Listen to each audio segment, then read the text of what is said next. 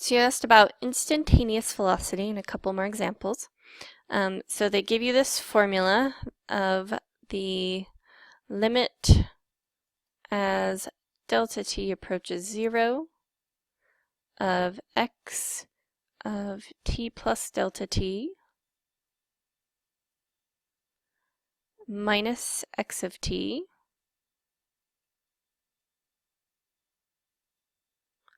all over delta t.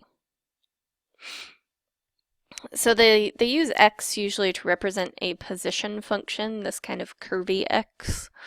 And so that's why you're seeing this x pop up in kind of a weird spot. Usually we see x on the inside of the parentheses. Now we're seeing t for time. So using this formula, they got this formula from the regular equation for slope, slope of a secant line, but when you put the limit on it, it's going to make it instantaneous. It's going to take your 2 points and drag them together and find the instantaneous velocity instead of just a estimation of velocity. So what we're really doing is we're taking the inside stuff here, t plus delta t, and we're going to plug that in wherever we see t. Oh, I did forget, they're going to tell you to find it at a specific point. You don't have to find it at a specific point, but they will tell you t is equal to something. Let's do t equals 1. So they will tell you to replace this t with a 1 and this t with a 1. They didn't tell us what delta t is, so we don't know that. We replace those with 1s, and then we take that entire thing and plug it in for t. And on the second one, we'll just take 1 and plug it in for t. So the first one, I'm going to do just this one first. X of 1 plus delta t would be 4, parenthesis 1 plus delta t squared. We're replacing t with the 1 plus delta t, minus 3, parenthesis 1 plus delta t. So that was all just the first half. There's so much replacing going on, it's hard to keep track of which one you're replacing at which time.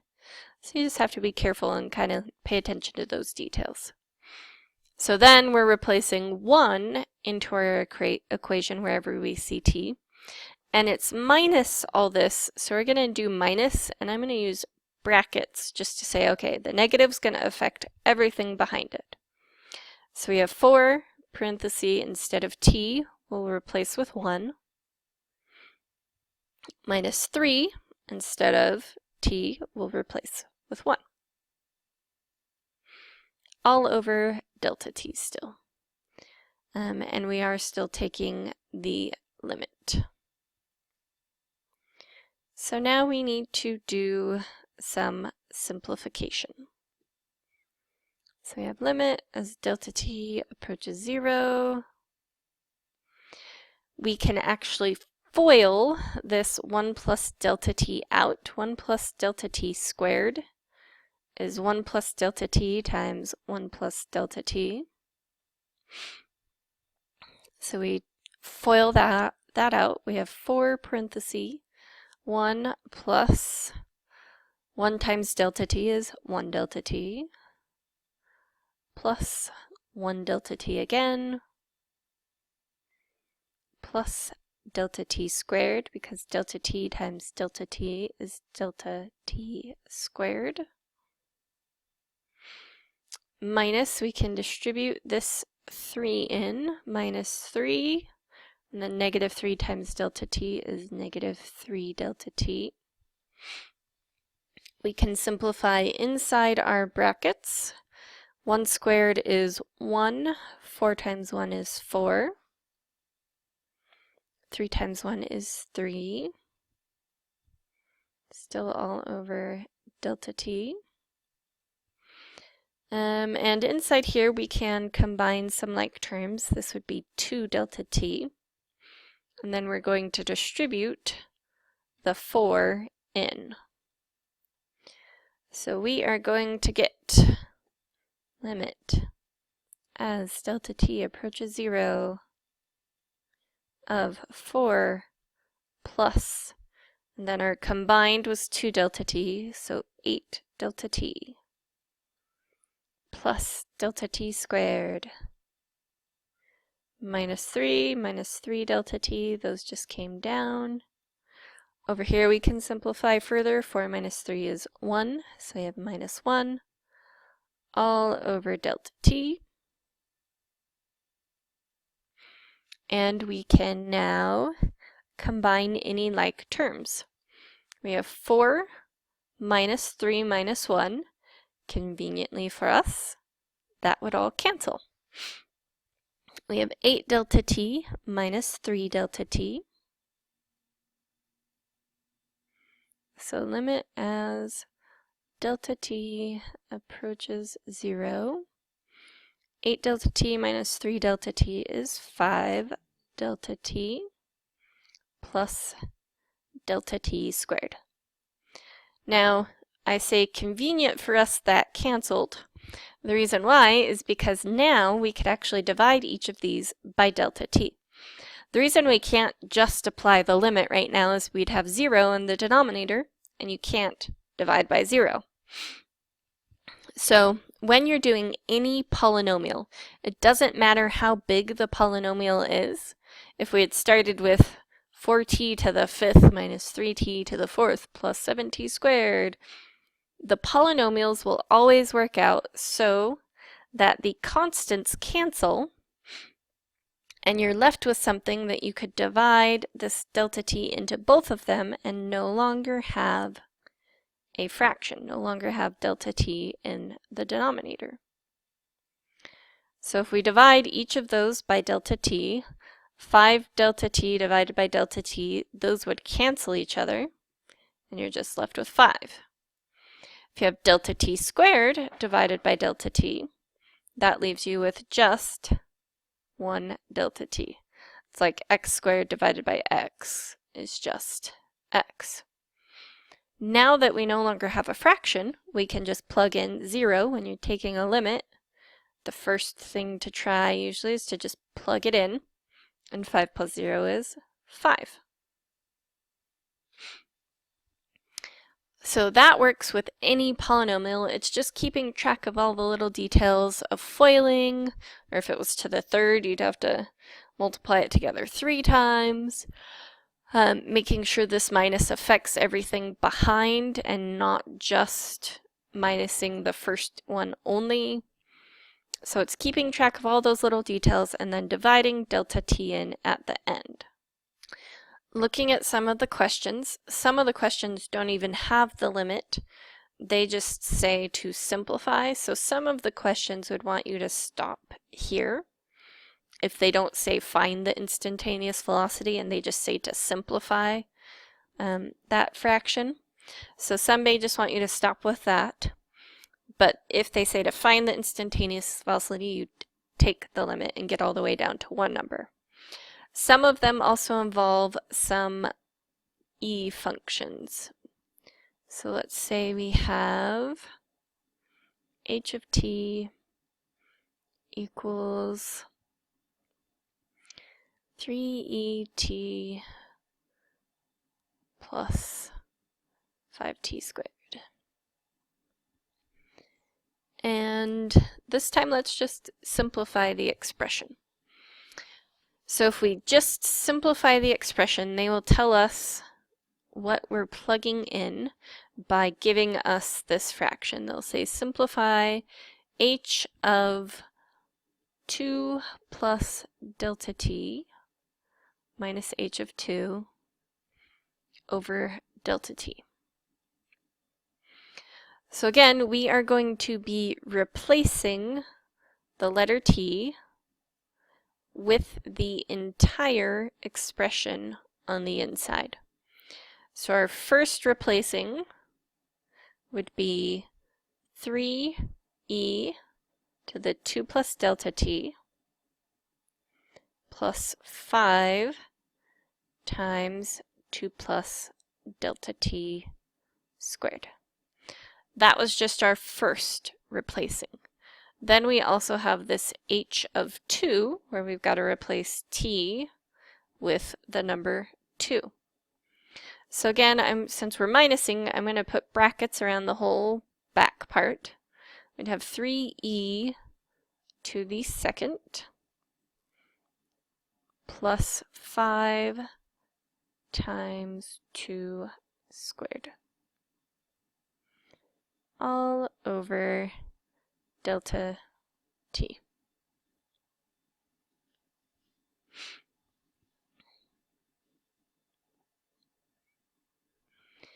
So this one, when we're simplifying, there is nothing we can do about this 3e2 plus delta t. That cannot simplify any further. We can FOIL this 2 plus delta t out again. Really, it's saying 2 plus delta t times 2 plus delta t. We're multiplying that out. So we still have 3e to the 2 plus delta t plus 5 times whatever we get when we FOIL. 2 times 2 is 4. 2 times delta t is 2 delta t. And then you'll get a second 2 delta t, so added together is 4 delta t. Plus delta t times delta t is delta t squared.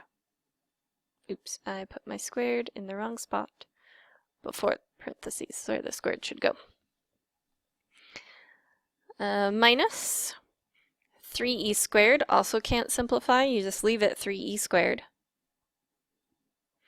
E is an infinitely, it's like pi. Pi is 3.14159, it goes forever. E is an infinitely long, I think it's like 2.7 something something, but I don't remember. I don't have that one memorized like I have pi memorized. But since it's infinitely long, we can't rewrite it. We can't do anything with that. Let's see, 2 squared is 4, so 5 times 4 is 20. Over delta t. We scroll down again. We have 3e squared plus delta t plus 20 plus, because we're distributing the 5 now, 20 delta t plus 5 delta t squared. We can distribute this minus in, so we'd have minus 3e squared minus 20 all over delta t. So then the only thing left to combine would be those 20s. 20 minus 20 cancels. So your final answer for this one, as simplified as we can go, is 3e 2 plus delta t plus 20 delta t plus 5 delta t squared minus 3e squared all over delta t. And that's as far as you can go. We cannot simplify that any further if that's all they asked for. They didn't ask for the instantaneous velocity on this one. They just asked for us to simplify that expression, which was the fraction delta t expression. So they do also ask a couple of graph questions. They'll have a graph, it'll look approximately like this. They'll have a couple of points.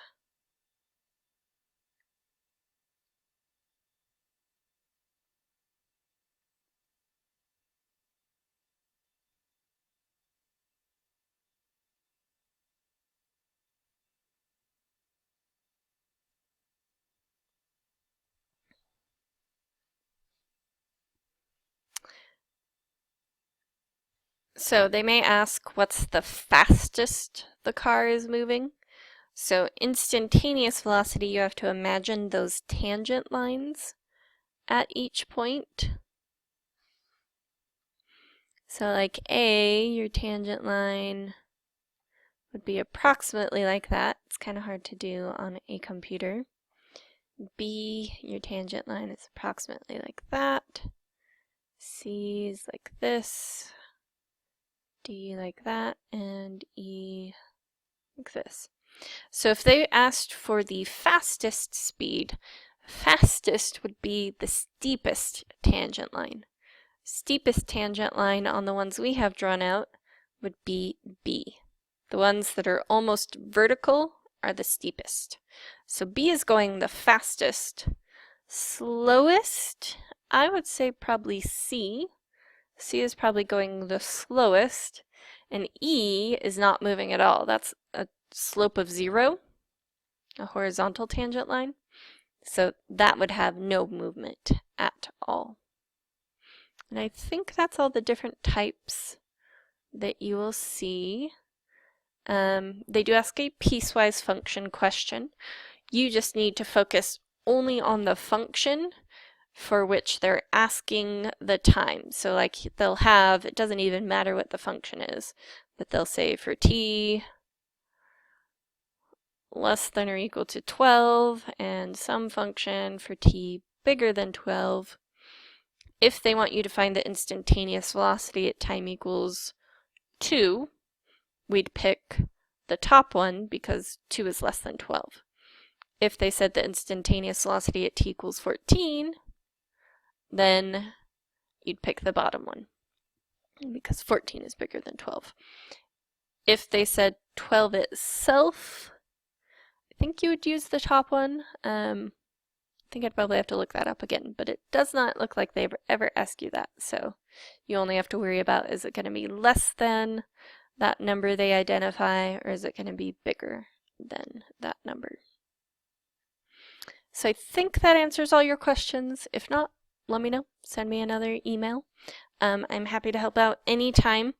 I do understand this calculus class is harder because calculus is just harder. So please feel free to contact me anytime you need help. If you're asking at nighttime, I'll usually get to it the next day, hopefully, and make a video or find a video. It depends on what I have time for that day. But hopefully I'll be able to find some resources or make a resource to help you out and answer your questions you have. So have a good day, and like I said, feel free to ask questions anytime.